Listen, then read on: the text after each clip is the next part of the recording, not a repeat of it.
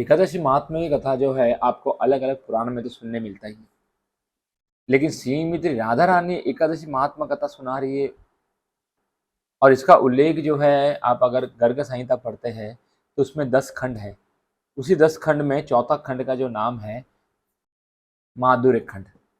जब आप ये खंड पढ़ते हैं उसमें 8वां नंबर का चैप्टर है जिसका नाम जो है यज्ञ सीता रूपा गोपियों को श्री राधिका का एकादशी महात्मा का वर्णन करना। इसी कथा में श्रीमती राधा रानी जो है एकादशी से पहले के दिन, एकादशी के दिन और एकादशी के बाद के दिन का वर्णन करती है। इसके पुण्य का भी वर्णन करती है, कितने एकादशी है और क्या खाना चाहिए, क्या नहीं खाना चाहिए, क्या करना चाहिए। सारा जो वृत्तांत है श्रीमती राधा रानी जो है गोपियों को बता रही है।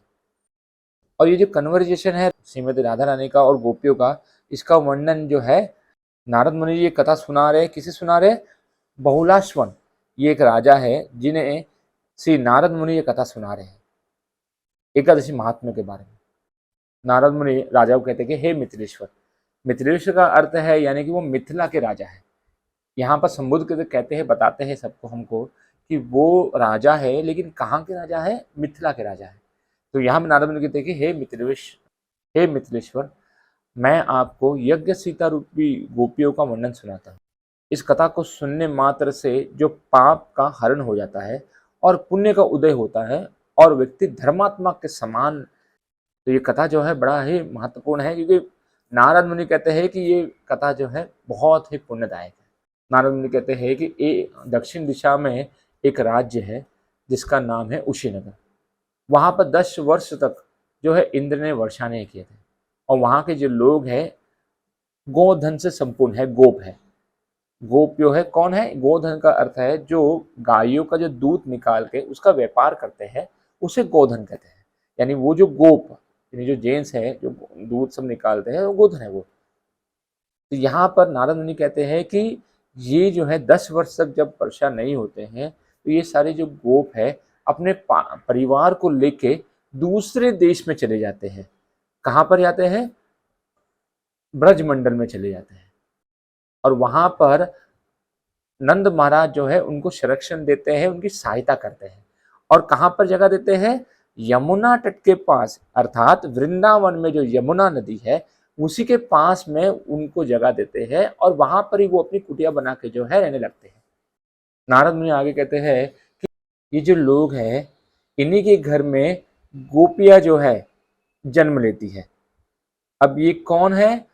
नारद मुनि यहाँ कहते हैं भगवान राम के वर से, अर्थात वर से यहाँ का अर्थ है, यहाँ पर कहते हैं कि भगवान राम ने जिन जिनको वर दिया था, जब भगवान राम जा रहे थे तो बहुत से लोग को सबको लेके चले गए, लेकिन कुछ जो साधु थे उनकी इच्छा थी कि वो राम जी के साथ अपना समय बिताए, उनकी सेवा करे। तो भगवान राम ने जो है उनको वर दिया था कि मैं जब द्वापर में कृष्ण रूप में आऊँगा तो आपको उस समय गोपियों के साथ मैं अपना समय दूंगा। तो यहाँ पर भगवान राम ने जो वर दिया था उसी के कारण यहाँ पर ये जो गोप है जो वृंदावन में आ गए थे और यमुना नदी के पास में जो रहे थे, वहां पर उन्हीं के घर में ये जो साधु है गोपी बन के जन्म लेते हैं। और यही गोपियां जब बड़ी होती है तो एक बार जब भगवान कृष्ण के दर्शन कर लेती है और इन दर्शन करने मात्र से उनकी जिज्ञासा जो है बढ़ जाती है। नारद मुनि कहते हैं ये जो गोपियां है इनके शरीर से जो तेज उत्पन्न हो रहा था और यौवन अवस्था में थी। यहाँ पर नारद मुनि बता रहे हैं कि वो कैसी थी? यौवन थी, और उनके शरीर से जो है तेज उत्पन्न हो रहा था। कि भगवान का सुंदर स्वरूप का दर्शन कर लेती है तो उनकी बड़ी जिज्ञासा होती है कि हम भगवान को संतुष्ट करें। हमारी इच्छा है कि हम भगवान को किस प्रकार से संतुष्ट करें, कौन सा व्रत करें। इसके लिए ये सारी जो गोपियां है, जो यज्ञ सीता रूपी जो गोपियां है, वो श्रीमती राधा रानी के पास जाती है। श्रीमती राधा रानी के पास जाती है और कहती है कि हे दिव्य स्वरूपी, हे कमल लोचन, हे विश्व भानु श्री राधे। यहाँ पर क्या कर रही है? श्रीमती राधा रानी का गुणगान करते हुए, उनकी प्रसन्नता करते हुए कहती है, जो उन्हें कहना है वो यहाँ पर बता रही है ठीक है, यहाँ पे पूछ नहीं रही है, बता रही है। कहते हैं कि आप हमें जो है श्री कृष्ण की प्रसन्नता के लिए ऐसा कोई शुभ व्रत बताइए जिससे हम कृष्ण को संतुष्ट कर सके। और क्या कहती है, जो देवताओं को भी दुर्लभ हो ऐसा कोई व्रत बताइए। और इसी के साथ जो है ये गोपियां जो है श्रीमती राधा रानी को कहती है कि वे श्री नंद नंदन आपके वश में रहते हैं, उसी प्रकार हम भी जो चाहते हैं कि कृष्ण जो है हमारे वश में है। और आगे क्या कहते हैं, माता को प्रोत्साहित करते हुए कहती है कि आप जो है हे राधे, आप जो है विश्व मोहिनी हो और संपूर्ण शास्त्रों का अर्थ ज्ञान से पारंगत हो। यानी कि यहाँ पर जो है माता को क्या कह रहे हैं कि आप जो है भगवान कृष्ण की जो है प्रिय है, दूसरा शास्त्रों में निपुण है, तीसरा आप सब जानती है, इसलिए हमें आप ही बताइए कि सबसे उच्चतम व्रत क्या है। इतना सब कहने के बाद श्रीमती राधा रानी जो है उस गोपी से कहते हैं, हे मेरी प्रिय बहनों, ठीक है, कृष्ण को प्रसन्न अगर करना है तो आपको एकादशी व्रत करना चाहिए, जिसके अनुष्ठान से भगवान हरि जो है आपके वश में हो जाएंगे। इसमें कोई भी संशय नहीं है।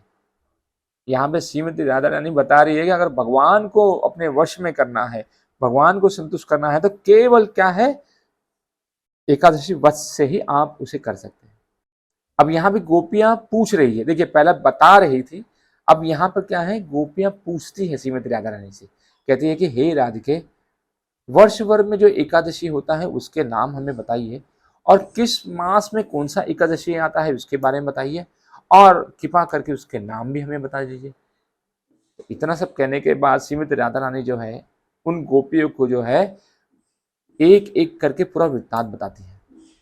मार्गशीर्ष मास में कृष्ण पक्ष में भगवान विष्णु के शरीर से जो है एक असुर का वध करने के कारण तो श्री राधिका जो है गोपियों को कहती है कि मार्गशीर्ष मास में कृष्ण पक्ष में भगवान विष्णु शरीर से यानी उनके मुख से एक असुर का वध करने के लिए एकादशी की उत्पत्ति हुई थी। अब यहाँ पर राधा रानी क्या बोल रही है कि भगवान ने एक असुर का वध करने के लिए एकादशी जी को उत्पन्न किए थे, और कहती है कि ये जो तिथि है ये अन्य सब तिथियों में जो है सर्वश्रेष्ठ है, और हर एक मास में जो है एकादशी होती है। राधा रानी कहती है कि हे गोपियों, सारे व्रतों में एकादशी व्रत जो है सबसे उत्तम है। माता यहाँ पर आगे कहती है कि 26 एकादशी है, 24 एकादशी के बाद दो जो एकादशी है वो मल मास में आता है। सारा जो एकादशी का नाम है उसका वर्णन करने के बाद दो एकादशी जो है वो मल मास में आता है, और उसके जो नाम है सर्वप्रदा एकादशी है। फिर आगे जो है श्रीमती राधा रानी जो है 26 एकादशी के नाम गिनवाती है उनको, जैसे कि उत्पन्ना, मोक्षा, सफला, पुत्रदा, षट्तिला, जया, विजया, अमालकी, पापमोचनी, कामदा, वरुथनी, मोहिनी, अपरा, निर्जला, योगिनी, देवशनी, कामिनी, पवित्रता, अर्जा, पद्मा, इंद्रा, पाप कुंशा, रमा तथा प्रबोधनी। ये 24 नाम जो है श्रीमती राधा रानी बनवाती है, और कहती है कि दो एकादशी जो है तिथियां जो है वो मल मास में होती है, उन दोनों का नाम जो है सर्वप्रथम पदा एकादशी। नारद मुनि कहते हैं कि इस प्रकार से माता जो है गोपियों को पूरा वृत्तांत बताती है। उसके बाद नारद मुनि आगे बताते हैं कि जो श्रीमती राधा रानी है उनको क्या कहती है, नियम के बारे में, एकादशी का जो नियम है उसके बारे में जो है वो आगे बताती है। राधा रानी कहती है आगे, मनुष्य को चाहिए कि वो दशमी को एक ही समय भोजन करे और रात में जितेंद्र रहकर भूमि पर शयन करे, जल भी एक ही बार पिए, धुआ व वस्त्र पहने और तन मन से अंतर निर्मल रहे, और फिर ब्रह्म मुहूर्त में उठकर एकादशी को श्री हरि के चरणों में प्रणाम करे और शौचाक और स्नान करे।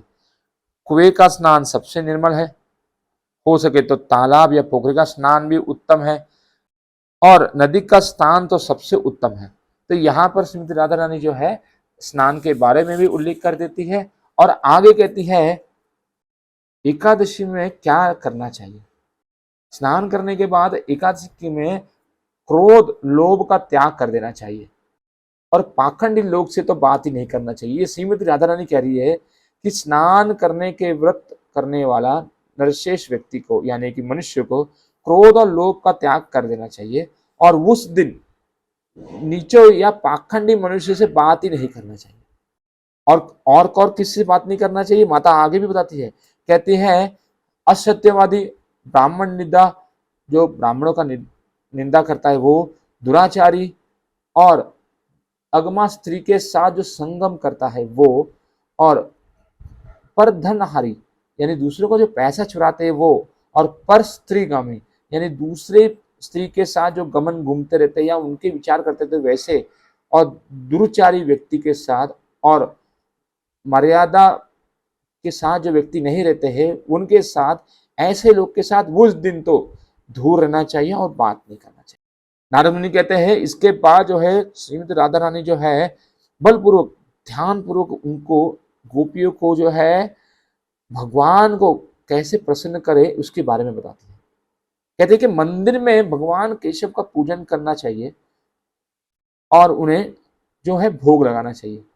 भक्ति के साथ भगवान के मंदिर में जो है दीप दान करना चाहिए, अर्थात दीप लगाना चाहिए, और भगवान का कथा जो है सुनना चाहिए और अपने क्षमता के अनुसार दान दक्षिणा कर देना चाहिए और रात को जागरण करते हुए श्री कृष्ण के संबंध पदों को गान करना चाहिए और कीर्तन करना चाहिए।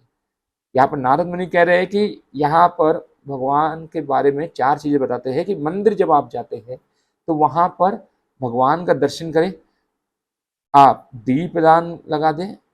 तीसरा, जो कथा कर रहे हैं मंदिर में या जो कथावाचक है उन्हें दान दे देना चाहिए। और जब आप एकादशी कर रहे हैं तो अपने घर में जो है या मंदिर में जो है रात को जागरण करते हुए भगवान का कीर्तन सुनना चाहिए, गाना चाहिए और कथा सुनना चाहिए।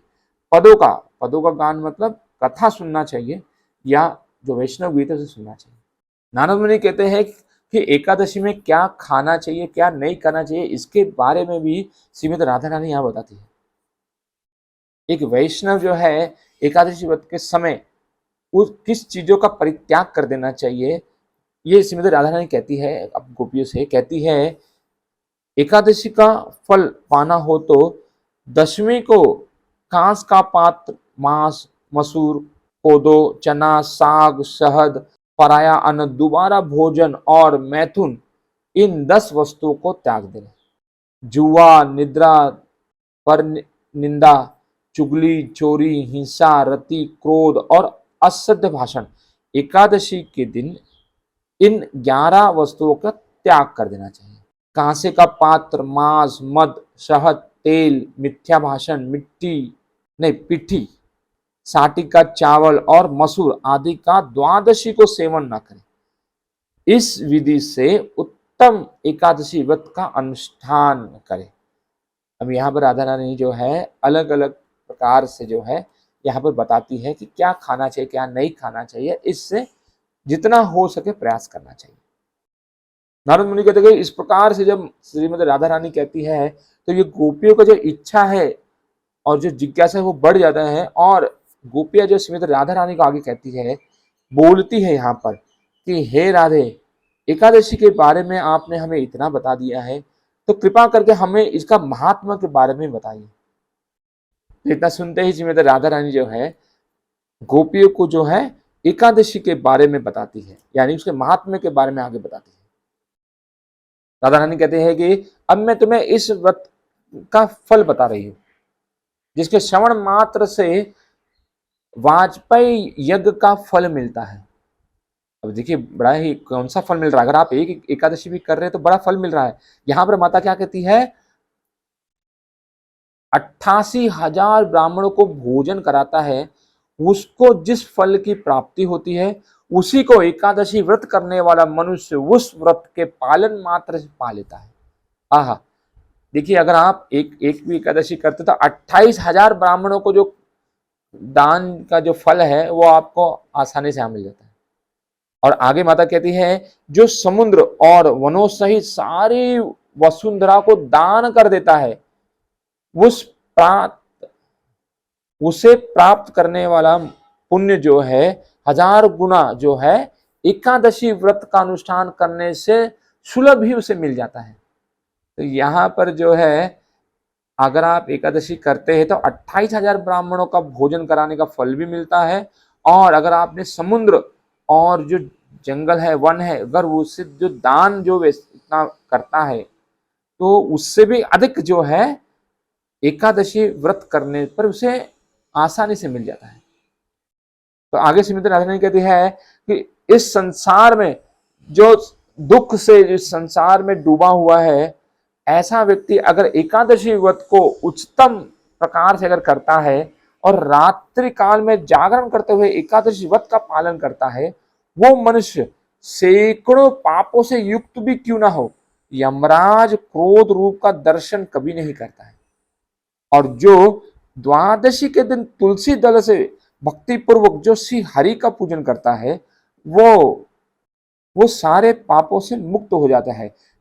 नारद मुनि कहते हैं इस प्रकार से माता जो है गुणगान करते हुए फिर आगे कहती है कि सहस्त्र अश्वमेध तथा सैकड़ों राजसूय यज्ञ भी एकादशी के उपवास की 16वीं कला के बराबर भी नहीं हो सकता है। यहाँ पे क्या बता रहा है, अगर आप एक नहीं दो नहीं सैकड़ों अगर राजसूय यज्ञ भी अगर आपने कर लिया है तो वो 16वां जो भाग है उसके बराबर भी एकादशी को अगर आप माप नहीं सकते। तो यहाँ पर नारद मुनि कहते हैं कि माता जो है आगे कहती है अपनी गोपियों को कहती है कि सैकड़ों अश्वमेध तथा सैकड़ों राजसूय यज्ञ भी अगर आप कर लिए हो तो वो एकादशी के उपवास की 16वीं कला के बराबर भी नहीं हो सकता है। और आगे कहती है कि एकादशी का जो व्रत है करने वाला मनुष्य जो है मातृकुल की 10, पितृकुल की 10 और पत्नी कुल की 10 पीढ़ियों का उद्धार कर देता है। श्रीमती राधा रानी क्या कह रही है कि सैकड़ों अगर 1000 भी अगर आपने राजसूय यज्ञ किया हो तो वो 16वीं जो भाग है एकादशी का उसके बराबर भी नहीं है। और कहते हैं कि मातृकुल, पितृकुल, पत्नी कुल ये सारी पीढ़ियों का जो उद्धार जो है एकादशी व्रत से हो जाता है। एकादशी में 2 पक्ष होते हैं, शुक्ल पक्ष एकादशी और कृष्ण पक्ष एकादशी, और दोनों का जो सम्मान है वो दोनों का जो फल है वो समान है। यहाँ पर उदाहरण के तौर पे माता कहती है कि जिस प्रकार से जो दूध है गाय का सफेद, वैसे ही काली गाय का दूध भी सफेद होता है। उसी प्रकार से शुक्ल पक्ष एकादशी और कृष्ण पक्ष एकादशी का भी जो फल है वो समान है। तो श्रीमती राधा रानी जो है गोपियों से कहती है कि मेरू और मंदराचल के बराबर बड़े बड़े 100 जन्मों के पाप एक और एक ही एकादशी व्रत दूसरी ओर हो तो वह उन पर्वतोपन पापों को उसी प्रकार जलाकर भस्म कर देती है जैसे आग की चिंगारी जो है रुई के ढेर को भस्म कर देती है। तो यहाँ पर श्रीमती राधा रानी क्या बता रही है कि अगर मेरू पर्वत जैसा भी अगर पाप अगर आपका कई जन्मों का पाप भी हो, केवल एक भी अगर एकादशी अगर आप करते हैं तो उतने जन्मों के पाप भी जो भस्म कर देता है, केवल एक भी एकादशी अगर आप अच्छे ध्यान से पूर्ण करें तो श्री नारद मुनि कहते हैं इतना बताने के बाद श्रीमती राधा रानी इसके गुणगान को और गाती है और कहती है कि हे गोपियों, विधि पूर्वक या अविधि पूर्वक अगर आप द्वादशी थोड़ा सा भी दान दिया जाए तो वो मेरू पर्वत के समान महान हो जाता है। और जो व्यक्ति एकादशी के दिन भगवान विष्णु की कथा सुनता है वह 7 दीपों से युक्त पृथ्वी के दान का फल पाता है। यहाँ पे श्रीमती राधा रानी कह रही है कि दान के विषय में अगर आप द्वादशी में अगर आप दान कर रहे हैं तो उसकी गणना मेरू पर्वत के समान करते हैं। और उसी के साथ कहती है कि अगर आप एकादशी के दिन अगर विष्णु के कथा को सुनते हैं यानी भगवान कृष्ण की कथा को सुनते हैं तो आप जो है 7 द्वीपों युक्त जो पर्वत है उसको आपने दान कर दिया है, उसका फल जो है उसके समान है। नारद मुनि कहते हैं कि अंत में श्रीमती राधा रानी जो है गोपियों से कह रही है कि यदि अगर मनुष्य यदि मनुष्य सैकड़ों तीर्थों में भी स्नान करके अगर वो दर्शन कर ले, तो महान पुण्य संचित कर ले, तो भी वो एकादशी के उपवास की 16वीं कला भी सम्मान नहीं कर सकता। यानी कि अगर आप अलग अलग तीर्थों में भी स्नान कर ले, तो एकादशी के जो है बराबर भी नहीं हो सकता, 16वीं बराबर भी नहीं हो सकता। ये एकादशी के महत्व के बारे में श्रीमती राधा रानी कह रही है। और क्या कहती है? प्रभास, कुरुक्षेत्र, केदार, बद्रियाश्रम, काशी तथा कुरुक्षेत्र में चंद्र ग्रहण, सूर्य ग्रहण तथा 4 लाख संख्याओं के अवसर पर मनुष्यों द्वारा जो दान दिया गया हो, वह भी एकादशी के उपवास की 16वीं कला के भी बराबर नहीं है। जय हो श्रीमती राधा रानी की जय हो। आहा, एकादशी महात्मा की जय हो। और अंत में श्रीमती राधा रानी कहती है कि हे गोपियों, जैसे नागों में शेष, पक्षियों में गरुड़, और अंत में श्लोक नंबर 50 से लेकर 53 में श्रीमती राधा रानी अंत में कहती है कि हे गोपियों, जैसे नागों में शेष है, पक्षियों में गरुड़ है, देवताओं में विष्णु है, वनों में ब्राह्मण है, वृक्षों में पीपल है तथा पत्तों में तुलसी दल सबसे श्रेष्ठ है, उसी प्रकार व्रतों में एकादशी तिथि सर्वोत्तम है। जो मनुष्य 10,000 वर्षों तक घोर तपस्या करता है, उसके समान ही फल वो मनुष्य भी पा लेता है जो एकादशी के व्रत करता है। इसी प्रकार अब अंत राधा रानी कहते हैं कि अंत में श्रीमती राधा रानी गोपियों से कहती है कि इस प्रकार मैंने तुमसे एकादशियों के फल का वर्णन किया, अब तुम शीघ्र ही इस व्रत को आरंभ करो और बताओ, और अब क्या सुनना चाहती है ये भी मुझे पूछो। इस प्रकार से श्रीमती राधा रानी जो है एकादशी की महात्मा के बारे में बताती है। एकादशी महात्मा की